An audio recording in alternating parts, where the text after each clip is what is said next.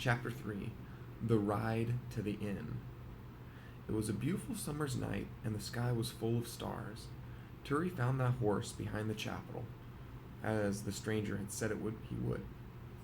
It was tied to a fence, but it had neither bridle nor saddle. Just as well, I've ridden bareback before, he thought, as he undid the rope, his fingers trembling slightly. The rope was tightly fastened with lots of knots, and he wished he had brought his knife. In fact, he had no weapon at all,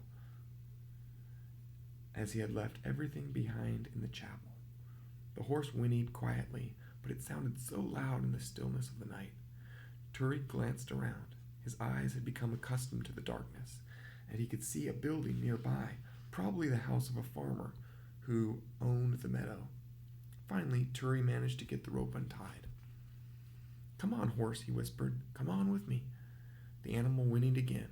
A dog barked, and a light shone out from the farmhouse. Turi climbed up onto the horse and clicked his tongue. "Come on." The horse slowly started walking. "Hey," someone shouted. "Who's there?" Turi wasn't about to answer him. The barking grew loud and fierce as a man dashed out of the farmhouse with a lantern in his hands. "Thief!" he shouted. "Stop right there! Jane! Martin, get out here! A thief is making off with my horse!" Turi gasped. A thief? He hadn't meant to steal anything. But there was no time to lose. He leant forward and urged the horse on. The animal started trotting. "Faster," Turi whispered urgently. "Faster!" Behind them there was a commotion of shouting and yelling and furious barking. The horse flattened his ears and ran off as fast as the wind. "I'm sorry I had to borrow your horse," Turi imagined himself saying to the poor farmer, who was still shouting after him. "I'm not really stealing it. I promised to bring it back soon." When he looked back, the farmhouse was already a long way behind him, and there was no sign of anyone following. At the same time, he kept racing onwards at the same speed. Turi thought the stranger really should have mentioned that the horse belonged to someone else, no matter how important the letter was and how secret its contents were. He reined in the horse and checked that the precious document was safe. Yes, there it was, in the same place. He looked around cautiously, remembering that the stranger had mentioned that enemies might be on the lookout, but Turi saw no one. He glanced back towards the city, which was almost completely in darkness, and looked up at the chapel.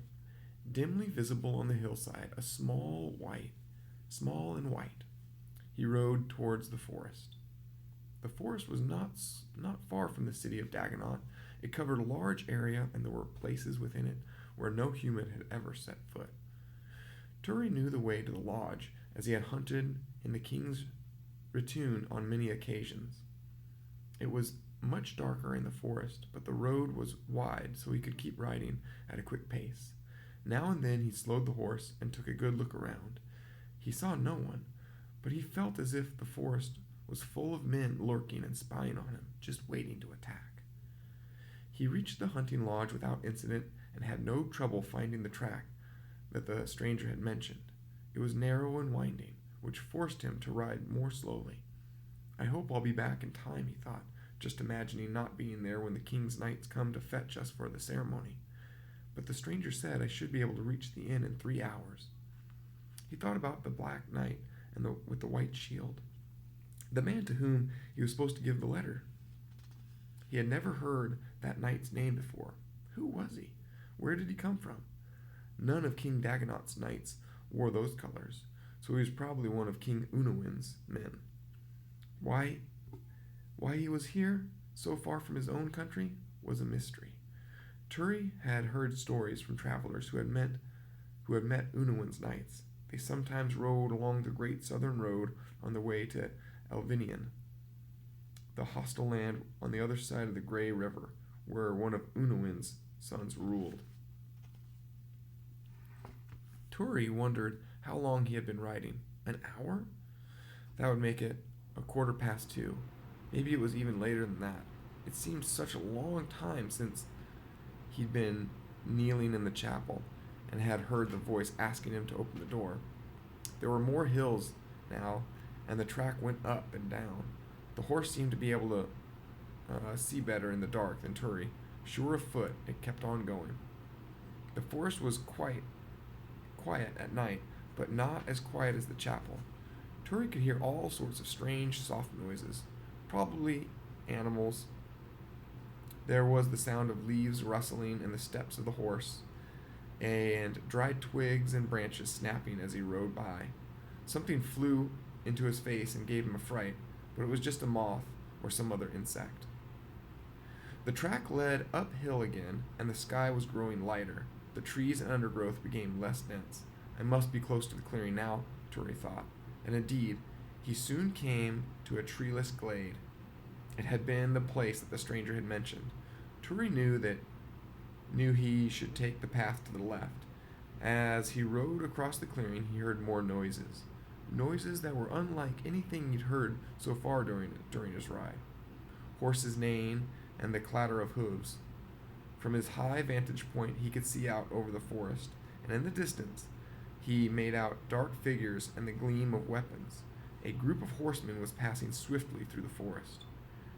Turi retreated to the trees, wondering who the horsemen were and what they were doing in the forest in the middle of the night. When he finally ventured back out into the clearing, there was neither sight nor sound of the riders. It was as though he had been dreaming. However, he did not stay there to puzzle about it for long, but took the path to the left, which led down from the clearing. The path was not a clear track, but more like an overgrown trail. Turi sighed, because it was going to slow him down even more. He was soon forced to dismount and lead the horse on foot, following the path, one hesitant step at a time, and consistently worrying that he would lose his way altogether. Branches whipped at Turi's face, and the dew on the long grass soaked his feet and legs. Turi kept wondering about the time. The path was so tricky to navigate that he feared he would not get back to the chapel by 7 o'clock. By then the sky was much lighter here and there. Birds were starting to sing. Turi was relieved when the path finally improved and he could climb back on the horse. The gray moment just before daybreak, he came upon a clearing. A small wooden building stood in the middle of it. It had to be the inn.